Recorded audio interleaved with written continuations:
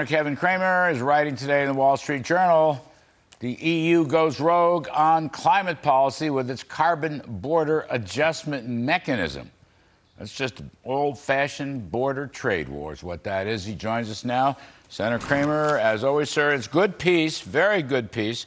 You know, I just had this thought. Look, it's bad enough there. You know, we have the lowest emissions of carbon. We have the lowest decline of carbon, as you point out in the piece.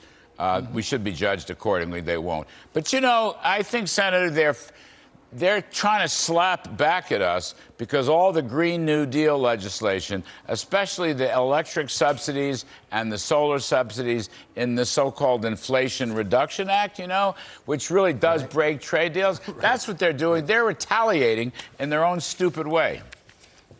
I think that's exactly right. And I think President Macron made that point pretty clearly when he was here with President Biden and a number of members of the Senate.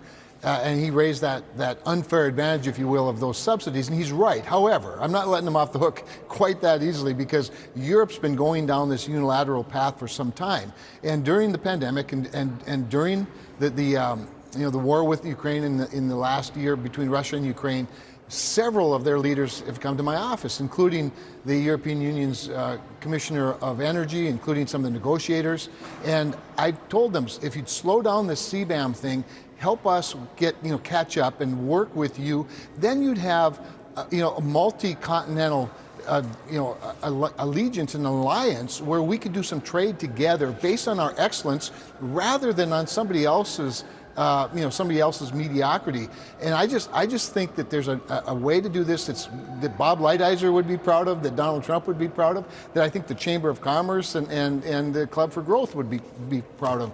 And that is an America First border adjustment mechanism that recognizes America's excellence. And Larry, to your point, we spend a lot of money. Our businesses are already disadvantaged because of our excellence, because we have higher standards, higher pollution standards, obviously environmental standards, place standards, obviously higher salaries and wages and HR standards. We shouldn't be punished for that again by the European Union. Rather, they should join us. And let's punish the really bad guys like China and Russia. China, Russia, India, they're producing coal. And I want to see if the EU, I think the EU's biggest trading partner now is China. I know Germany's biggest trading partner is China. I'd like to see if they're going to apply this to China. So far we don't know if they will, right? Now, you say in your piece that we should reward producers and manufacturers for the good work they already do. Right, we have high standards, but they won't do that. And you couldn't figure out how to calculate the carbon emissions or the electricity use, right? Everybody uses electricity. You couldn't figure that out. You won't figure that out for 20 years. These are going to be arbitrary attacks on American companies. That's what's going to happen. That's right. That's right, and that's why you need some sort of a referee. And I think keep it simple, Larry. One of the things about these trade deals and Congress and this whole town in general is that we complicate simple things. But if you have a border adjustment mechanism that recognizes the most carbon-intensive industries like steel and aluminum and cement and there are lots of other things, but certainly generation of energy itself. Let's pick those things that are highly intensive.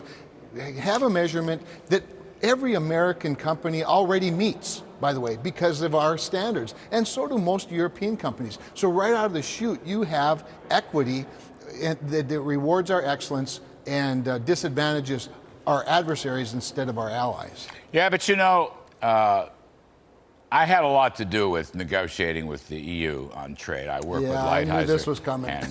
I mean, can I tell you? It gives whatever the synonyms are for impossible. That's what you have. I mean, really, it's not personal. They're very nice people. I'm sure some of them go to church even, but you cannot win with them. You cannot get a deal with them. I'm just telling you, it's impossible task. Look, here's what they're doing. Now they're coming up with this border tax, allegedly for carbon. Again, because they're slapping us back because of our New Deal, Green New Deal policy. But They want a digital tax on our big techie companies. They want a 15% minimum tax on all our companies, which no one can. Again, you can't define anything. There's no rhyme. There's no reason. All they're doing is going after America. Do you know what? Unfortunately, we live in a period where the leaders of Europe go after America. It's not a hobby. It's become a full-time job. Yeah. Well, it's popular politics perhaps there, but at the same time, so is low-cost energy, so is low-cost food good politics and good policy. And I just think one of us has to take the first big step and find some common ground with our European allies so that we can have a friendly, a friendly trade policy as opposed to acquiescing to people like China. I mean, there's 1.5 billion people in China that eat, and as you know better than anybody, John Hoeven has beaten you up over it several times when you were in the White House, I'm sure. We want to sell more soybeans to China. That's all good. Yes. But what we don't have is really great trade deals with our allies, and we need to figure out a way to make sure we provide for them what they need. Remember, during this support for Ukraine and the war with Russia, the European Union has been asking for our help. Instead of drilling more, to use your language, and providing more fossil energy that they need through this cold winter, we're just sort of, dribbling it out a little bit here and there. And we should be meeting that demand and creating friends at the same time. What Europe should have done, Senator, is construct LNG terminals, big terminals, right? They should have done that. We begged them to do that. Myself, Rick Perry, Wilbur Ross, POTUS, President Trump, when he saw them, we'd have these lunches in the cabinet room. Right. They wouldn't do it.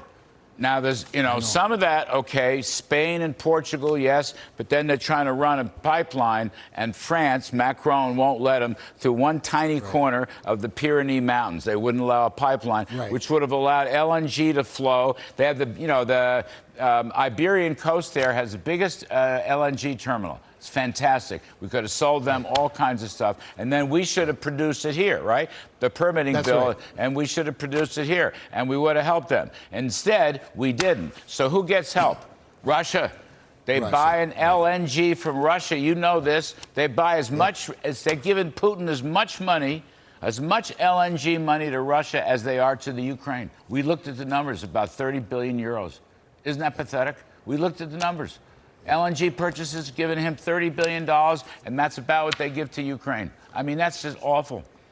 It is. Well, I got in a tiff a couple of years ago with Macron and the French government over a cancellation of an large LNG contract that Engie, they're one of their large energy companies in France. They canceled that in favor of some other gas that's much dirtier than ours, by the way, as well as adversarial. But all of that said, the moment that we have in front of us is a moment where I think we can be doing some deals if we would be meeting their needs and then putting a little extra pressure on them. And then we can get to the things that you and my two favorite Steves were talking about a little bit ago, pro-growth policies, permitting reforms that actually streamline the process and allow us to build and produce more and deal with the supply side of this inflation problem rather than having, Jerome Powell always, beaten down to demand because of the scarcity of money. So we can do a lot better. Senator, if the next Republican administration in the White House,